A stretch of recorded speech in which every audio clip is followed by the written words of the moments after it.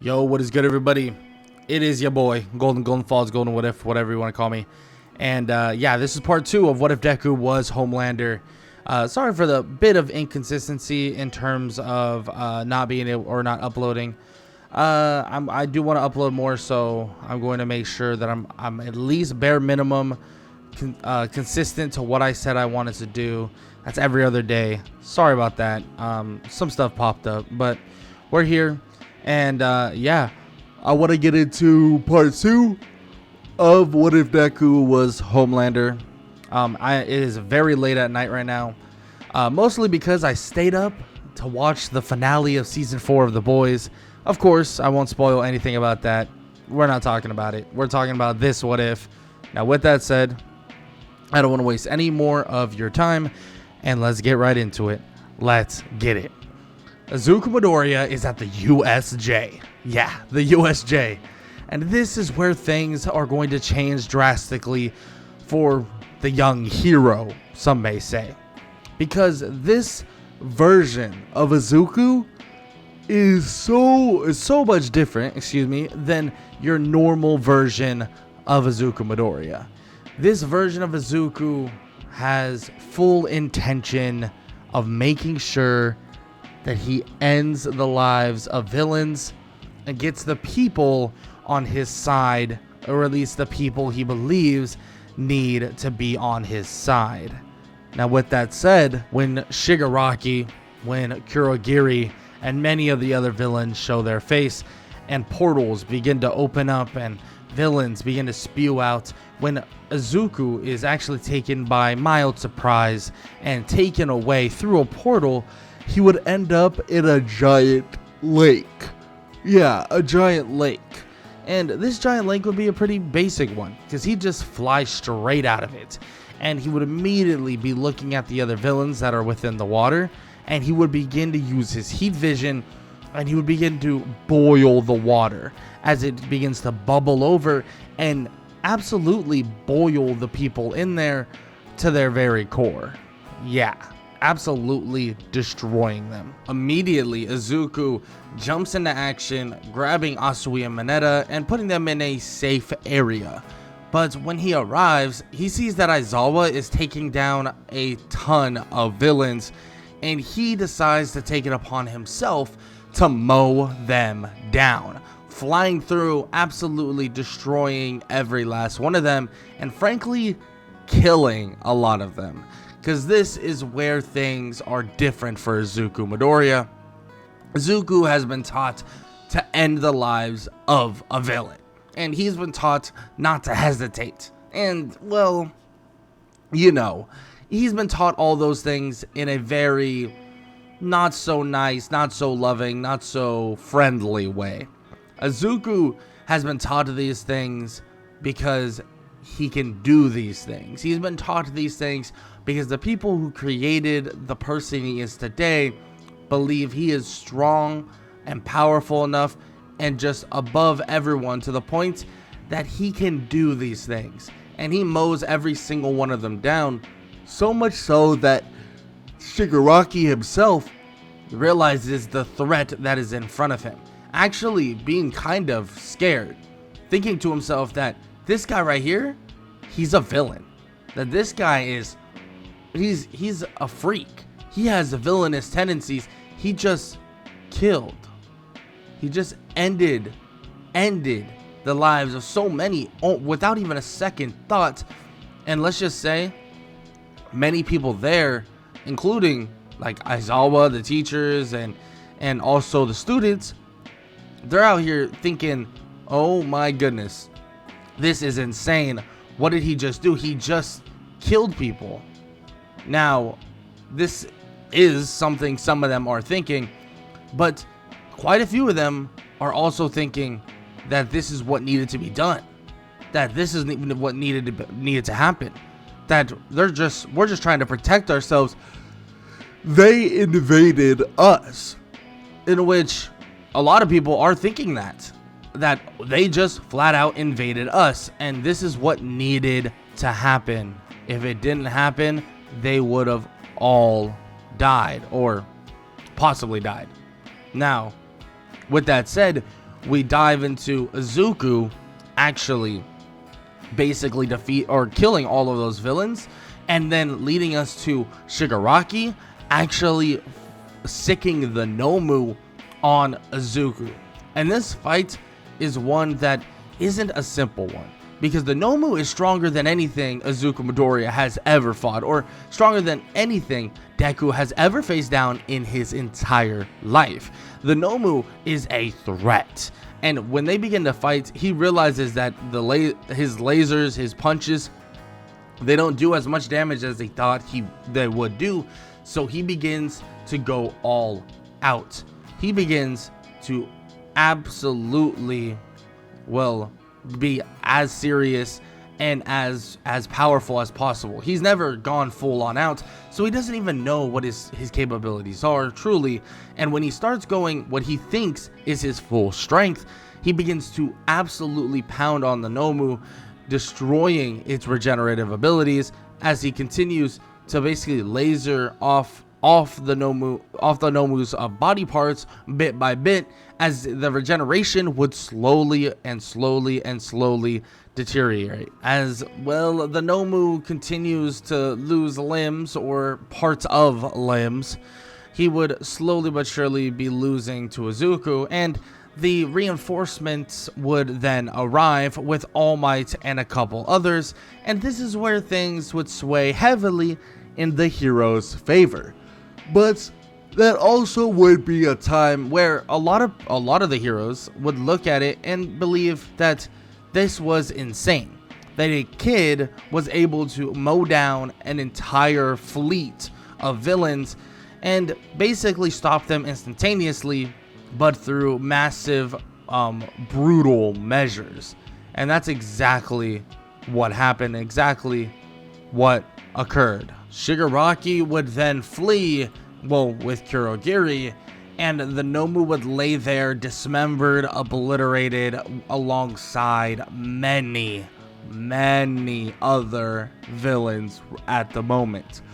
They would all be laying there completely destroyed, for the most part, and Izuku would be standing a little bit bloody, but also he would stand with high pride in himself, and let's just say everybody would be kind of at a standstill.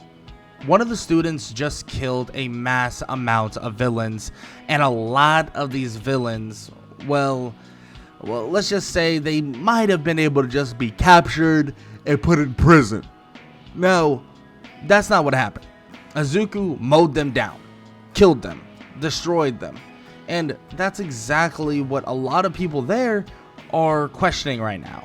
And let's just say things would start to get a bit out of control, because UA would begin trying to more or less discipline him, basically saying like, you can't do that, and that he basically needs rehabilitation. That for the most part, Izuku needs to be kind of changed in his own mind. But then there's another part of UA that believes that it was a crisis situation and he chose the best option he possibly thought he could, and he saved and also kept everyone safe. So yes, he did kill and he did end the lives of many villains, but he also made a decision in a split second to make sure that everyone stayed safe. And this would split UA. Like, for the most part, everybody in UA would be split down the middle. Even teachers alike some would believe that Izuku made the right choice. Yes, killing isn't their first option, but heroes have done that multiple times. They have killed on multiple occasions, and on top of that, he's just a kid. And this kid has powers unimaginable, and on top of that, well, he made that decision to protect his classmates, his teachers, and the people around him, and he made that decision in a split second. He made that decision to make sure that everyone was safe, and he made the decision to make sure that they got out of there, more importantly, alive. That's the decision that was made. And like I said, UA would be split literally in half. Everybody would be completely on one side or the other. Now, this would help Izuku for the most part because, well, nobody would know who did it, but someone would begin to actually leak out information about what happened at the USJ, about the villain invasion, and about Izuku protecting your fellow classmates. And he basically, well, at the end of the day, shows, or it's shown that Izuku protected as many people as he possibly could. And on top of that, well, let's just get it completely and utterly straight. Izuku protected himself, made sure that him, his classmates, but more importantly himself, he was safe. He wanted to make sure that he was safe, and that's exactly what he did. And when this would get out, a lot of people would side with Izuku. Now, of course, just like anything else, there would be a bit of a split. And that split would be, you shouldn't kill, and the other split should be, or is that he killed out of necessity. And this allows, or this whole idea of a split continues on throughout the entirety of Japan. So much so that if they punish Izuku, that there will be massive backlash for it. So in terms of punishing him in front of everybody, or punishing him by taking away public events, that's not an option. Especially because they can't just be like, oh, you're not allowed to participate in the UA Sports Festival. Because if they do that, there might be a bit of an uproar, especially in Japan itself, with half the people believing that a kid did what he decided and needed to do to flat out stay alive. So they decide to hold off on any global punishments, which would be like more like, you know, him being punished by taking away this or taking away that. No. So they decided to keep it calm and basically do punishments involving at least training or kind of more studying or stuff like that, in which Izuku is getting a little better with stuff along the lines of basically studying, but for the most part he doesn't really like studying, and he kind of cheats off of people without many others even knowing. I mean, it's almost impossible to tell with Izuku because of his X-ray vision, but that's kind of beyond the point. Now, this would lead us to the UA Sports Festival.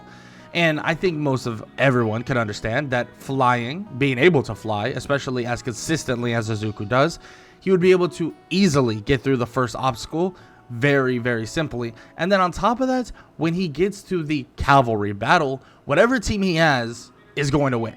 Now, flat out, not just because he's strong, not just because he has laser-eyed vision. No, well, he can also just flat out fly, using his strength to pick up everybody, flying them straight up, and they just automatically win because no one can even touch them. That's just the reality of it. And you could have maybe Bakugo attempt to try and fly up and try and grab their headband, but even Bakugo knows that that should not be the case, and that honestly he has a little bit more respect for Izuku himself, more because, well, you know, he literally murdered a bunch of people. Now, don't get me wrong, I'm not saying Bakugo likes murdering, but I'm also not saying, you know, not saying that Bakugo doesn't like the idea of Izuku taking action in the way he took action. Now, he is definitely more on the side of Izuku, but he's not like fully like, you know, supremacist side of Izuku or anything like that. But yeah, he is definitely on the side of him. So he's probably not going to go out of his way to like aggro onto Izuku, thinking, oh, I'm going to prove to everyone that I'm stronger. I mean, he's going to get that chance later on. And, well, you know, he's definitely going to when they do the 1-versus-1 fights. Because that 1-versus-1, or those 1-versus-1 fights are 1000% going to happen. And Izuku, well, he's going to be a part of them 100%. Because when the cavalry battle ends and he gets first place, his first fight would be against Shinso. Shinso would be someone interesting because, I mean, they have no idea what he does. And frankly, nobody wants to tell Izuku, for the most part, what he does. Now, some people may agree with him in terms of what he did, but he's not really friends with anybody. Like, he hasn't been like a friendly person for the most part. I mean, he's definitely been kind of cordial, but he hasn't been friendly by any means. He's kind of been whatever, right? So Shinso, or going into this, was definitely blind. And when Shinso would start talking all of this smack to Izuku, Izuku would fall for it. I mean, he would flat out talk back to Shinso and could feel this rush go over his body. But soon he would realize that quirk, at least the stage of the quirk that it's right now, has no effect on him. I mean, it did give him this weird chill, and it felt like his body twitched for a second, like it was going to do its own thing. But at the end of the day, it did absolutely nothing. The quirk that Shinso holds, being that of brainwash, didn't actually work on Izuku, and the powers that he holds basically protected him for the most part. Now, this would allow him to eliminate Shinso very, very, very quickly, and basically bring up the next match that's gonna go on. But there's a bit of a different situation, because when Izuku's walking out to the match, he runs into someone by the name of Endeavor. Yeah, the number 2 hero is now meeting with him. He tells Izuku that he wants his kid to utilize his fire side, and if he does that, he'll basically give him the opportunity to join Endeavor's agency and so on, and actually continue to more or less bolster his idea of being a hero, and bolster basically his person itself, right? People will start actually looking at him like, oh, this is a very, very serious hero and so on. Because don't get me wrong, like, Endeavor's a good hero, quote unquote, but he's definitely killed some people. I mean, like, accident or not, he's definitely killed some people. And they'll definitely look at Izuku's partnership with Endeavor, or kind of joint type of partnership with Endeavor, as a positive thing, and they might look at him in an even better light in the long run. Now, with that said though, we're talking Izuku getting Todoroki to utilize his fire side is not really something that he really thinks he can do. I mean, he is not a smooth talker or anything, but he can talk some smack, so maybe he can shit talk his way into getting Todoroki to do that. And he says that when he does it, I mean, he's expecting a lot from Endeavor, especially an internship and a work study spot, and then eventually a major agency spot. He would pat on Endeavor's shoulder as he flies off into the stadium, and as he faces down Shoto Todoroki. Now, this match in itself isn't a competitive one, but he does completely just shit talk Todoroki the entire time. He is smack talking Todoroki, telling him that he's slow, that he's useless, that he can't do anything, and especially if he's not going to use his fire side. He continues to basically just mess with Todoroki, push him aside, throw him here, there, everywhere, but not allow him to fall off the stage. Eventually, his flames would erupt, and it's mostly out of anger. This is exactly what Endeavor wanted, his flames to erupt, but honestly, out of anger is just a bonus for Endeavor. Izuku and then Todoroki would begin clashing with their biggest moves, but like I said, this fight isn't really a close one, and Izuku would still defeat him even though he utilized both his ice and fire quirks together. And what seemed to be the perfect quirk seems to fall once again to, well, this alien that was sent down from space. And a lot of these people, well, they really do believe that. They believe that Izuku is this alien, that it's wild, that he has all of these powers. I mean, it doesn't make sense for him to be just utilizing a quirk or whatever. He has to be some extraterrestrial to a large degree. And some people would would kind of think that this is a good thing, but also some would think it's a bad thing, because they would think, well, this guy, he's not like us, right? And on the other side is like, well, this guy might be just better than us. I mean, he's come from the sky, right? Like a god. And this is where people would begin looking at Izuku and idolizing him, even though he's just a kid. And, there's a lot of issues with that, or revolving around that. And that's definitely the acknowledgement that is going to be made. Now, with that said, their fights continue on, but we all know how this ends. It all ends with just Izuku winning and Bakugo losing to him. Now, this is where things massively change, though, because the villains who are watching, they don't see Bakugo as a target. Who they see as a target that they could flip is Izuku Midori. I mean, Izuku has a villain-like tendencies, And at the end of the day, he seems very villainous in what he does.